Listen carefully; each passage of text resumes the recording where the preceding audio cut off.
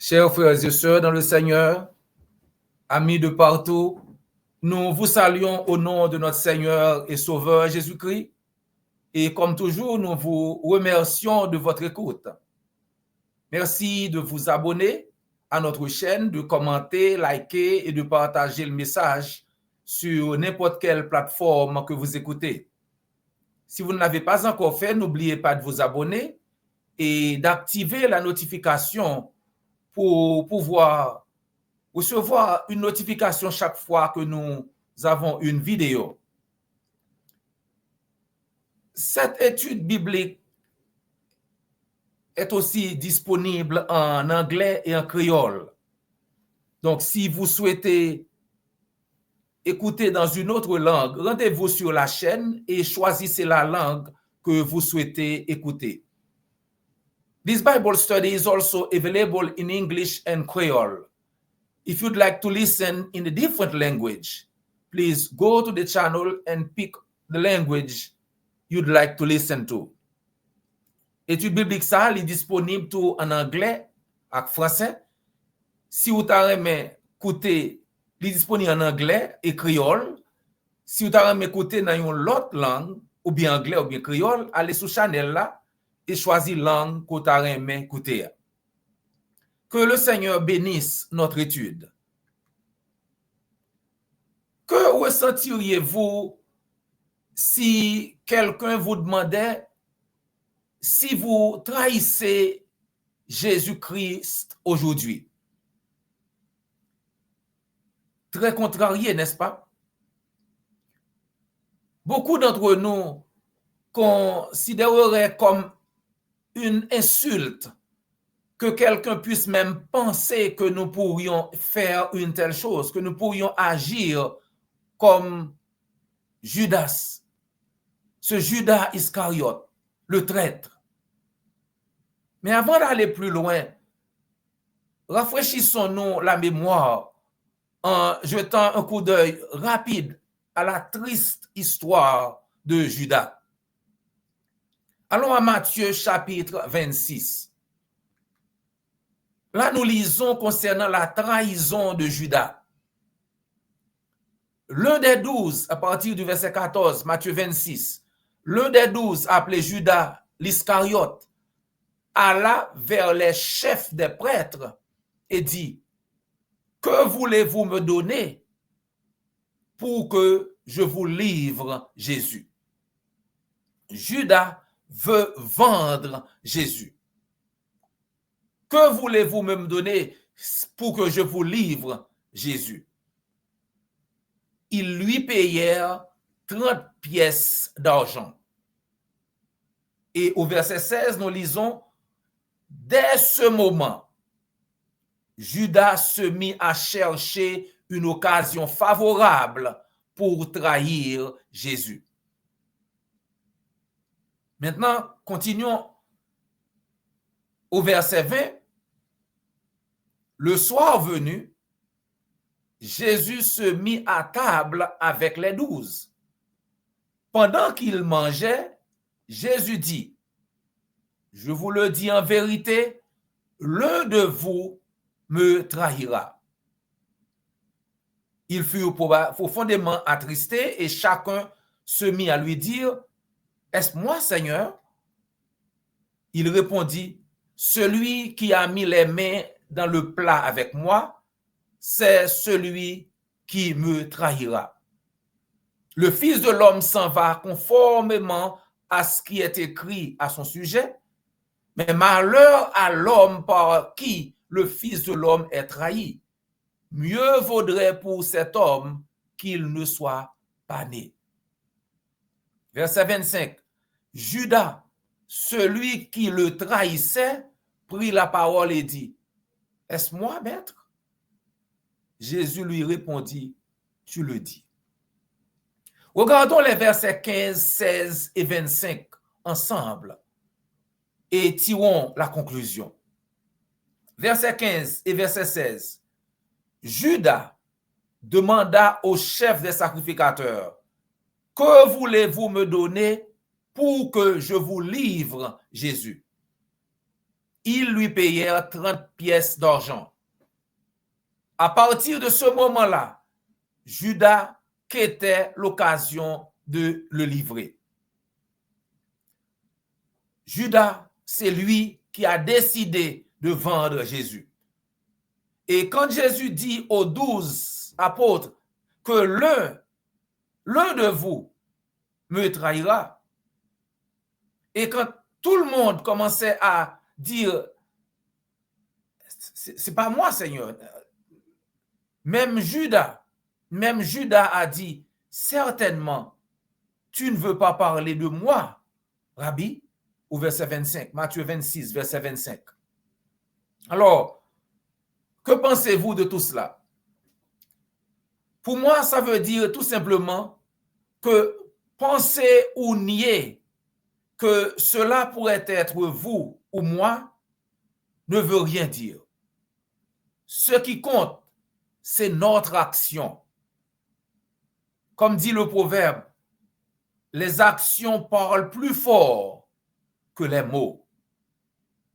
Et si nous pouvons faire semblant autant que nous le voulons, mais nos actions montreront qui nous sommes en réalité. Et si nos actions nous trahissent, la question n'est plus de savoir si nous vendons Jésus aujourd'hui, mais plutôt pour combien. Les actions honteuses de Judas parlaient plus fort que ses paroles, alors qu'il prétendait être un bon gars. 30 pièces d'argent. Quelle honte. Non seulement Judas a trahi son Seigneur, son Maître, mais il a vendu le Fils de Dieu pour la valeur méprisable de 30 pièces d'argent. Savez-vous ce que représentait cette somme, 30 pièces d'argent? C'était le prix le moins cher que vous puissiez payer pour la vie d'un esclave. En Exode chapitre 21, verset 32, la Bible dit, « Mais si c'est un esclave, homme ou femme, on donnera 30 pièces d'argent au maître de l'esclave et le bœuf sera lapidé. » Si le bœuf de quelqu'un a tué l'esclave de quelqu'un d'autre, le maître de l'esclave recevra 30 pièces d'argent pour la vie de son esclave. C'est le prix, malheureusement, c'est le prix pour lequel Judas a vendu Jésus, 30 pièces d'argent. Et Judas a scellé l'accord honteux en trahissant Jésus par un baiser. Au verset 47, nous lisons Matthieu 26, verset 47. Comme Jésus parlait encore, voici Judas, l'un des 12 arriva. Et avec lui, une foule nombreuse armée d'épées et de bâtons, envoyée par les principaux sacrificateurs et par les anciens du peuple. Verset 48. Celui qui le livrait leur avait donné ce signe. Judas avait donné un signe au chef sacrificateur. Celui que je baiserai, c'est lui. Saisissez-le. Je vais le trahir. Je vais trahir Jésus par un baiser.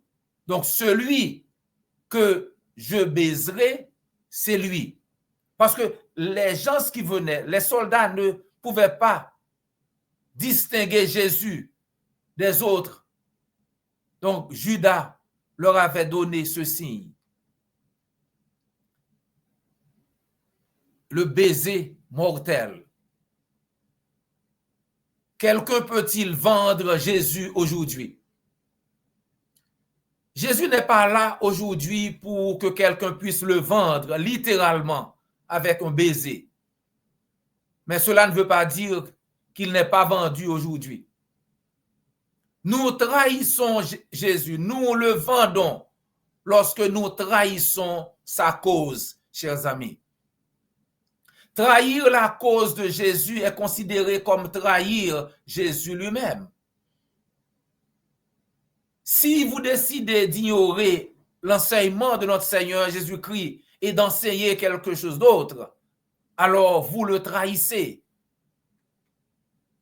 Vous pouvez être de meilleurs négociateurs que Judas et obtenir beaucoup plus que 30 pièces d'argent pour la vente. Mais néanmoins, vous trahissez Jésus. Peut-être pour votre vente, vous recevez beaucoup plus de choses. Peut-être votre avion privé, de grandes maisons, de châteaux, beaucoup d'argent, beaucoup de choses. Mais c'est encore honteux de vendre le Seigneur Jésus.